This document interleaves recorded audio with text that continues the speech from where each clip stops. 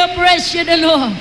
Mula sa kaibuturan ng aming mga puso, ang yabang lingkod, in behalf of our beloved Evangelist Wildy Estrada Almeda, sa buong Kapuluan, Luzon, Visayas at Mindanao, narito po muli ang banal na gawain ng mahal na Panginoon na maglilingkod sa inyo at sa buong Asya sa ating pagdadala ng mabuting balita ng kaligtasan. Kumusta kayong lahat, mga minamahal naming mga televiewers sa buong kapuluan ng bansang Pilipinas. Amen! Amen! Hallelujah! Hallelujah! Hallelujah! Ang dakilang papuri at pasasalamat sa iyo, dakilat mapagpala naming Ama. Hallelujah! Praise you the Lord! Muli po ay at ibigay ang pasasalamat sa ating mahal na Panginoon. Narito tayo muli sa dakilang banal na gawain niya, araw ng linggo, lingguhang pananambahan sa ating mga minamahal na mga anak ng Diyos. At ang abang lingkod ay patuloy nagpupuri at nagpapasalamat, muling nagpapaabot ang dakilang pagluluwalhati sa ating dakilang Diyos. Walang hanggang pasasalamat ang ating pinapaabot sa Kanya. Tayong lahat po, inanyayahan ko muna ang lahat na tayo dumako sa ating pananalangin sa araw na ito upang sa pagkakataong ito sa lahat ating mga televiewers sa mga tahanan, nasa loob ng mga bilangguan, nasa loob ng mga pagamutan, abutin sila ng kapangyarihan ng ating mahal na Panginoon. Upo, dakilat, mapagpala naming Ama, Diyos na makapangyarihan sa lahat. Amang banal, kami tao sa pusong nagpupuri at nagpapasalamat. Walang hanggang papuri ang aming patuloy na pinapaabot sa iyo. Muli po sa araw na ito, gabayan mo ang nalalabipang bahagi ng banal na gawain sa buong Pilipinas at sa dakong ito. Aming dalangin na pagpalain mo ang lahat naming mga televiewers nasa loob ng mga bilangguan, aming mga kapatiran nariyan sa bilibid prison na tumanggap na ng banal na Ebanghelyo. Pagpalain mo ang lahat sa mga tahanan, may mga pangailangan, may mga karamdaman, abutin mo ng mga pangyarihang kamay. Higit sa lahat ang araw nito para sa mga narito sa Cuneta Asylum na mga kapatiran, aming mga kababayan na mga baguhan man sila. Aming dalangin na pagpalain mo kaming lahat sa makapangyarihang pangalan ni Jesus. Patawarin mo po kami sa lahat na aming mga pagkukulang, pagkakamali. Saan mo man kami nasumpuhan sa aming mga kahinaan, aming mga pagkakamali, patawarin mo kaming lahat. Ito ang aming samod dalangin sa makapangyarihang pangalan ng aming tagapagligtas na si Jesus. Lahat magsabing Amen. Praise the Lord. Hallelujah. Mga minamahal, purihin ang ating mahal na Panginoon. Isang kagalakan at totoong galak na galak ang lahat ng mga anak ng Diyos. Hallelujah! Hallelujah!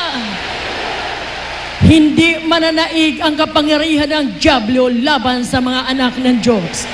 Upon this rock I am going to build my church, and the gates of hell shall not prevail against it. Purihin ang kanyang banal na pangalan. Narito po ang kamangha-manghang gawa ng ating mahal na Panginoon. Narito po ang mga survivors ng grenade blast, Maluso, Basilan. Nariyan po ang ating minamahal na mga kapatiran na pinag-iingatan lubos ng ating mahal na Panginoon. Purihin ang kanyang banal na pangalan. Katotohanan ng iyong mga salita, mahal na Panginoon. Walang kapangyarihan ni Satanas na magtagumpay laban sa mga tunay na mga anak ng Diyos. Nariyan ang kapangyarihan na inyong masaksihan. Paano niligtas ang mga survivors sa mga kapatid natin na yan. Purihin ang kanyang banal na pangalan. Hallelujah, hallelujah, hallelujah. Mula sa kamatayan, binangon sila ng mahal na Panginoon. 3 on the spot ang namatay nung sila'y tinapunan ng granada sa Maluso, Basilan. At nakita niyo po ba, mga minamahal ko, kung paano gumalaw ang kamay ng ating mahal na Panginoon? Buhay lahat ang nariyan na ating mga kapatid na kasama sa araw na ito. Kung nais ninyo, nakabilang kayo sa magluwalhati sa banal na pangalan ng mahal na Panginoon. Huwag kayong magkikibit balikat sa himala na ito. Dahil mamaya babasahin ko ang mga milagro. Babasahin ko ang mga talatang kinukondem ng Diyos ang mga taong hindi kumikilala sa kanyang makapangyarihang gawa. Narito ang mga survivors nang nandoon sa Maluso, Basilan. Tinapunan ng granada ang mga tao sa pusong naglilingkod sa Diyos na mga manggagawa ng Jesus Miracle Crusade Ministry. Ang Diyos ay buhay at makapangyarihan. Ating kasama ang Diyos Diyos at witwina. Purihin na yung banal na pangalan, mahal na Panginoon. Purihin ka, Diyos. Hallelujah!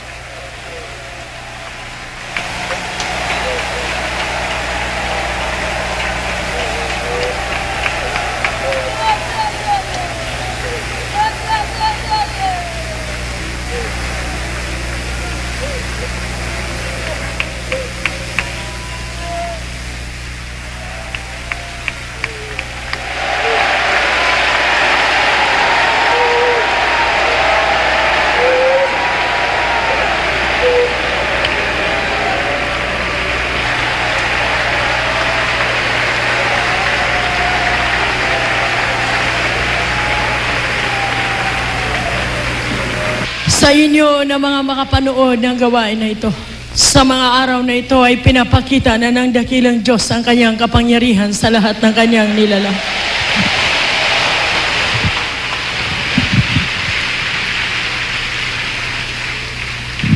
Nung mangyari sa Maluso Basilan, ang trahedyang ito, sa buong akala ng Diablo ni Satanas, magtagumpay siya sa mga anak ng Diyos.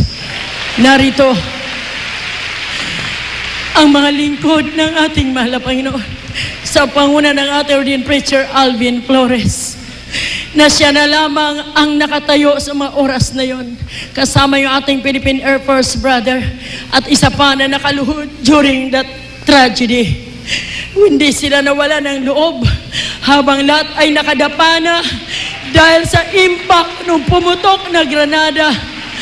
Sila ay buong tiwala ng Diyos natin ay buhay at makapangyarihan. Nariyan ang ating beloved sisters, na yan ang mga nandoon at ang ilan dyan ay on the spot. After ng ilang minuto ng pagputok, naghingalo at namatay na. Ngunit ang ating mahal na Panginoon ay nangako, call upon me in the day of trouble, and I will answer thee. And I will show thee great and mighty things that thou knowest not. Tumawag kayo sa akin sa oras ng mga panganib at kahirapan, at ako'y sasagot sa inyo. Magpapakita ko ng mga kamangha-mahang bagay na hindi nyo pa nakikita. Yan ang nangyari sa dako ng Maluso Basilan. Buhay ang ating mga kapatid. Buhay sila at pinag-ingatan silang lahat ng ating mahal na Panginoon. Hallelujah. Kung mayroon mang nasawi, hindi pa yun mananampalataya. Taga roon sa lugar na yan. Kaya mag-ingat tayo. Mismo ang nagtapon ng granadang yon, kababayan niyang nasawi. Hindi ang mga anak ng Diyos na tinapunan nila ng granada. Kaya tayo po ay napakapalad. Nasa buong katotohanan tayo. Purihin ang kanyang banal na pangalan. Sa inyong lahat, mga minamahal naming mga kababayan, huwag po ninyong sayangin inyong pagkakataon. Inyo pong pagpatuloy ang panunood ng banal na gawain ito. Maanyaya ang inyong abang lingkod na ito na ang panahon upang ating saliksikin at hanapin ang tunay na Ebanghelyo tungo sa buhay na walang hanggan. Ang sabi ng banal na kasulatan, kailangan kayo makonverte. Kailangan makonverte ang lahat ng tao. We are converting people to Christ. Preach the gospel. Ipangaral ang Ebanghelyo. Lahat ng tao, pangaralan ang salita ng Diyos upang makonverte sila sa katotohanan. Purihin ang kanyang banal na pangalan. Sa ating pagpapatuloy, habang hiniling ko na tayong lahat ay maupo, mga minamahal, patuloy po ang ating pasasalamat at nais po natin magdala ng ilang mga talata patungkol po sa mga salita ng ating mahal na Panginoon. At bago tayo magpatuloy, buong puso naming binabati our beloved Bishop Roger Arinda. Beloved Bishop, welcome. Sternor, purihin ang mahal na Panginoon, beloved Commissioner. At malapit ka rin kasama namin, mga ngaral sa buong daigdig ng salita ng Diyos. Amen. Purihin ang mahal na Panginoon. Higit sa lahat, sa ating mga preachers, mga manggagawa, minamahal nating mga kapatiran dito sa Metro Manila, particular dito sa Cuneta Astrodome. Glory to God! Hallelujah! Praise you the Lord. Tayo po iwag magiging katulad ng panahon ng ating mahal na Panginoon. Ano man po ang ating nasaksihan na manghimala na ginawa ng mahal na Panginoon, huwag po natin pagtakpan ito upang maging ang inyumang mga pananampalataya na yan, na ito po ay lumalabo ng lumalabo.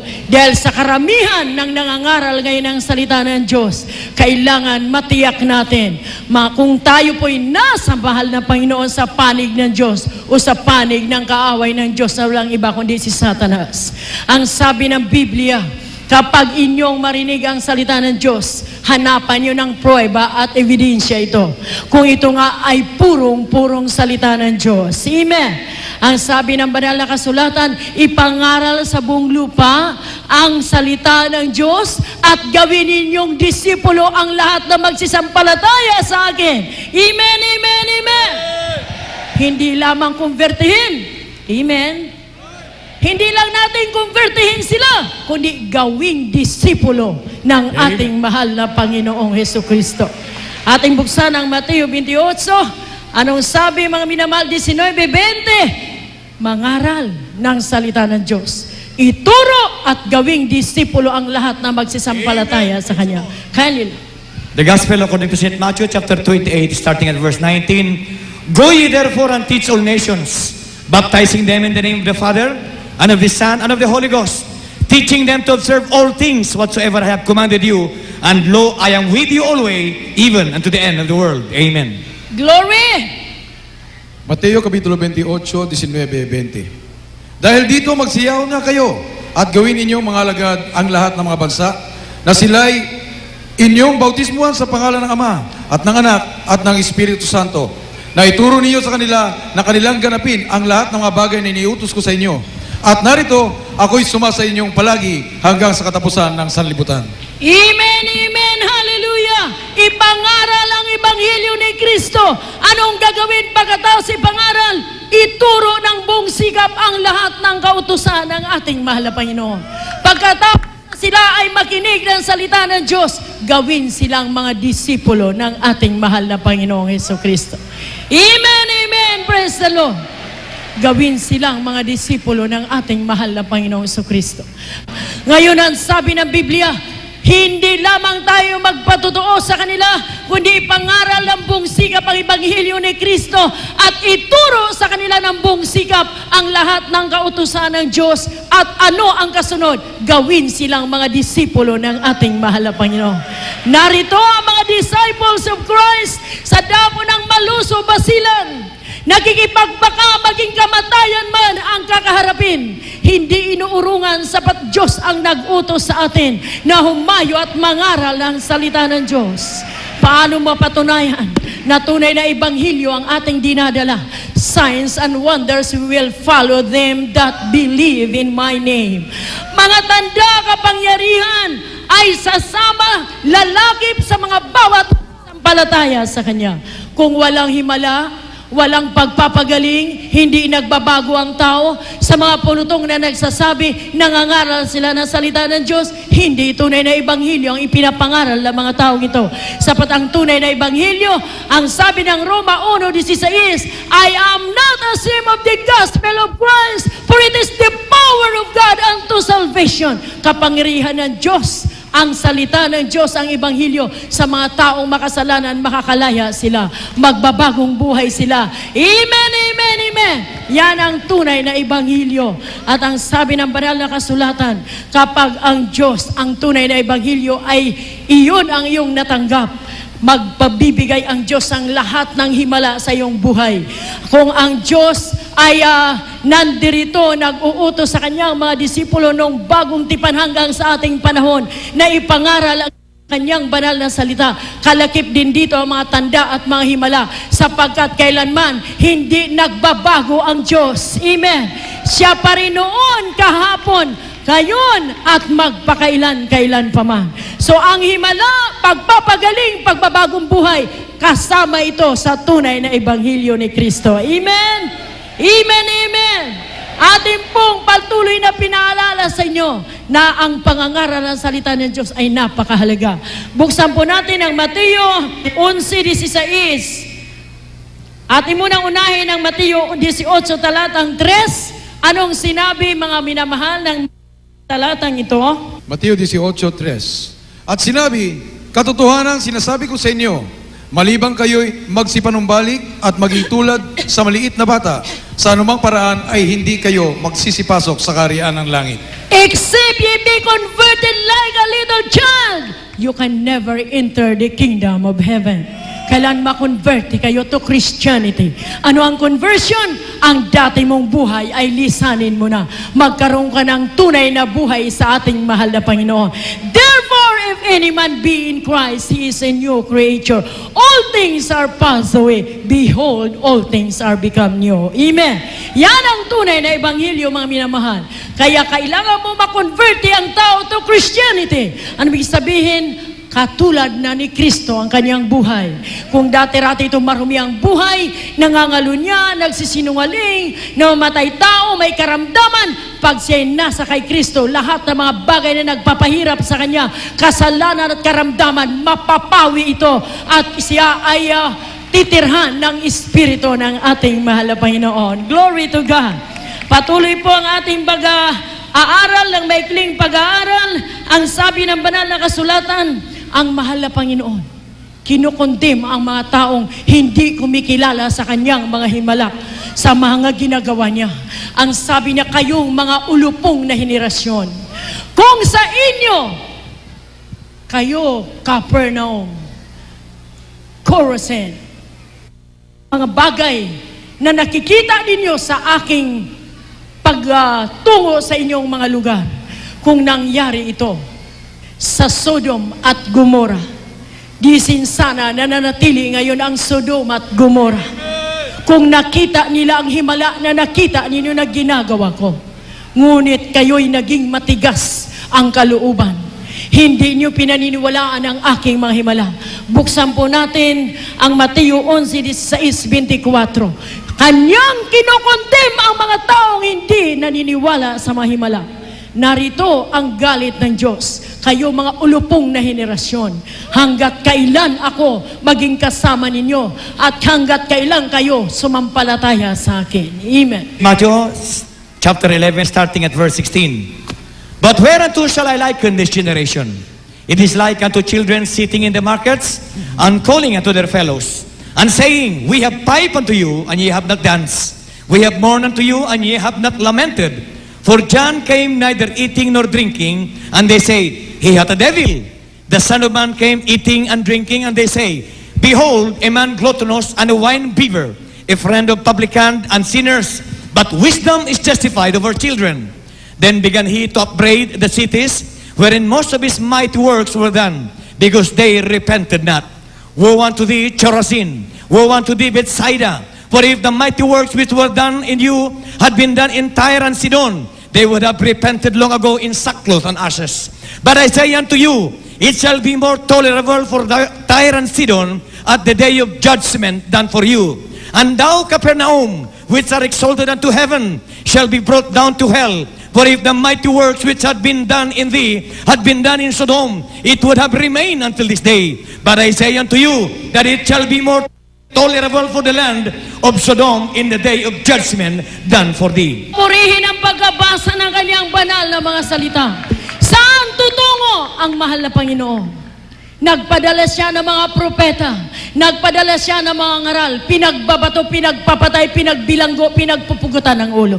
Nagpadala siya kay Juan Bautista, taong hindi na nakihalubilo sa sanlibutan, hindi na kumakain ang taong yon para ipaghanda ang daan ng mahal na Panginoon upang siya ay makapangaral sa buong lupang ito. Anong ginawa? Pinagwikaan siya ng mga tao sa kanyang panahon, ng mga pinuno ng mga relihiyon daw, na siya ay may dyablo. Dumating ang dakilang manunubos, ang mahal na Panginoong Jesucristo.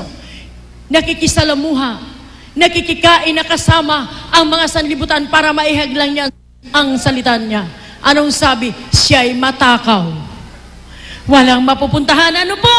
Ang sabi rito, kagaya ng mga bata na sa pamilihan, nagsayaw, sabi, kayo, ayaw nyo bang magsayaw? Tinutugtugan na namin kayo. Narito kami. Ba't ayaw nyo makisama sa amin? Gayon din sa ating panahon, mga minamahal. Sa ating panahon na ito, narito ang espiritu ni Elias, narito ang espiritu ni Elijah, espiritu ni Juan Bautista, espiritu ng lahat ng mga propeta.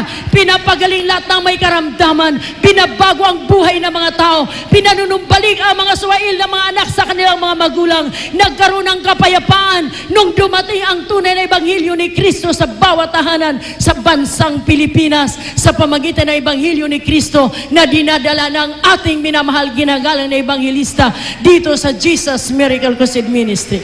Nasaan ang ating kababayan? Kung nangyari, sabi ng mahal na Panginoon, sa iyo, sa Tiro at Sidon, kayong lahat na mga nakakita ng himala na aking ginawa. Disin sana hindi mapahamak ang mga taong ito. Kung nangyari sa Sodoma at Gomora, ang mga himala na inyong nasaksihan ngayon, disin sana nananatili ngayon ang Sodoma at Gomora. Walang nangangaral nung panahon na yon. Ngunit ngayon, pinapakita ko mga milagro, ayaw nyo magsasampalataya.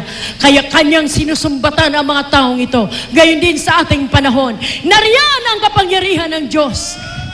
Binumba ang ating mini crusade sa Maluso, Basilan. Almost 100 katao ang nandoroon. Nais kong i-picture out sa inyo ang makapangyarihang gawa ng Diyos sa kanyang banal na gawain sa Maluso. Bakit pumasok doon? Ang sabi ng Biblia, mag-witness kayo. Mangaral kayo sa buong lupa. Walang pinipili mapanganib na lugar o hindi mapanganib. Basta't may tao roon, sundin ninyo ang utos ng Diyos. It is a command. Preach the gospel to every creature. Lahat ng mga nilikha ng Diyos, kailangan makarinig yan salita ng Diyos. Pumasok ang grupo ng mga taong hindi na inalintana ang kamatayan. Pinasok ang Maluso, Basilan, which is napakamapanganib na lugar. May kapatiran tayong naligtas doon. Nag-request ng Bible Study Mini Crusade. Sa kabila ng mapanganib, kahit mga military, hindi pumapasok dyan kung wala mga tangke na kasama, kung hindi batalyon silang magkakasama. Ngunit ang mga preacher na ito, pumasok ang mga manggagawa sa panguna natin ordained preacher Alvin Flores. Pumasok sa mapanganib na lugar na yan. Marami ang pinagaling sa Maluso. Marami ang kumilala kay Kristo sa Maluso, Basilan. Walang bayad ang kagalingan na kanilang tinanggap. Anong ginawa ng mga tao roon? Binumba ang krusada ng mahal na Panginoon. Pinatay ang mga manggagawa. Ngunit purihin ang dakilang Diyos. Binuhay sila muli ng ating mahal na Panginoon. Ipinakita ng mahal na Panginoon ang kanyang kapangyarihan. Wala nang buhay. Naubusan ng dugo. Ngayon, kasama natin sila, mga minamahal. Purihin ang kanyang banal na pangalan. Kaluwalhatian at kapangyarihan at magpapasalamat sa iyo namin inaalay, mahal na Panginoon. Mulat sa pulay pinanganak ang ministeryong ito. Galit na galit ang dyablo maging sa panahon ng ating mahal na Panginoong Hesukristo. Galit na galit sa ating mahal na Panginoon. Napakarami niyang tinulungan ng mga may karamdaman, pinagaling na walang bayad, pinayapa ang mga buhay, kinalagan sa mga maswail at ang kasamaan sa kanilang buhay ay lumaya sila nung dumating ang mahal na Panginoon sa kanila. Marami ang ginawa na mabuting bagay ng Diyos. Ngunit siya ay pinagwikaan ng sari-saring masasamang wika. Ang ating dakilang Diyos ay isa raw matakaw na tao. Isang glutton, isang puno ng mga Beelzebub. Puno raw siya ng mga diablo.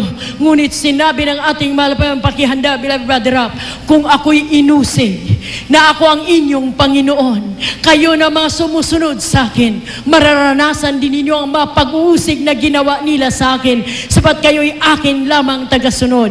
Kaya maliwanag lamang na ang tunay na gawain ng Diyos, inuusig, inaalimura, pinapatay, binibigyan ng kahirapan ng diablo. Ngunit tayo magpasalamat na tayo nasa katotohanan. Mga kapatid ko, ngayon tingnan ninyo ang pagliligtas ng ating mahal na Panginoon. Sa panahon ng ating mahal na Panginoon sa kanyang pangangaral, siya ang pinag-uusapan. Ano itong Kristong ito?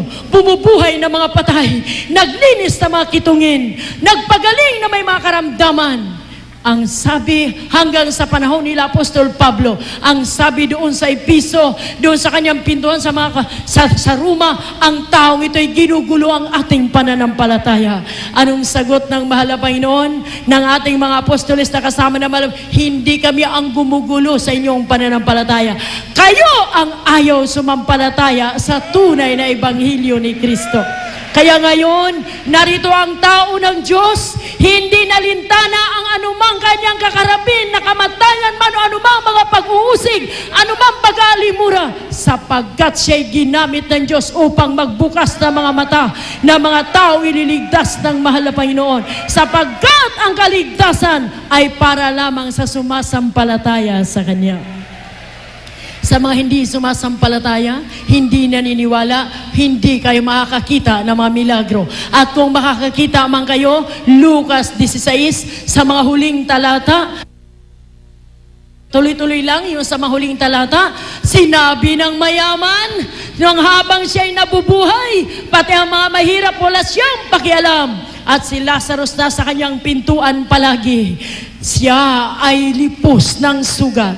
Ang sabi niya, ikaw na pulubi, araw-araw narito ka sa aking pintuan. Ano bang ginagawa mo? Anong mangyayari sa iyo? Bakit ayaw mong umalis, magtrabaho ka o magpagamot ka? Ang sabi niya, hindi bali na. Ako'y lipos ng sugat. Darating ang araw na pag ako'y namatay na, nasa piling na ako ng aking Diyos na tagapagligtas. Anong sagot ng mayaman, mga minamahal? Anong sagot ng mayaman? Kung ang Diyos mo na sinasampalatayanan ay totoo, bakit lipos ka ng sugat? Ba't ayaw mong dumalangin na pagalingin ka ng Diyos mo? Ang sabi ni Lazarus, aking hinihintay ang nais ng Diyos sa akin, sapagkat darating ang araw na doon sa aking pupuntahan, wala nang sugat, wala nang pag-uusig, wala nang kahirapan, magpakailan-kailanman tatamasain ko ang kapayapaan sa piling ng aking Diyos. Dumating ang araw na matay pareho ang pulubi at mayaman. Agad-agad ang mayaman ay dinala sa Hades sa paghihirap sa walang katapusang kahirapan. At ang pulubing Lazarus ay dinala sa sinapupunan ni Amang Abraham. At nandoon ang mayaman, nandoon sa apoy ng impyerno naghihirap. Ang sabi, Amang Abraham, pahintulutan mo na ang daliri ni Lazarus ay maidip man lang sa aking dila na naghihirap sa torment, sa hirap ng alab ng apoy na ito. Ibaba mo si Lazarus at itubog man lamang ang kanyang daliri sa aking dila upang mapawi itong init na aking naramdaman. Sumagot si Amang Abraham, ikaw, nung ikay buhay pa, nagtamasa kang lahat ng kasaganaan, samantala si Lazarus puro hirap, sugat at kapighatian.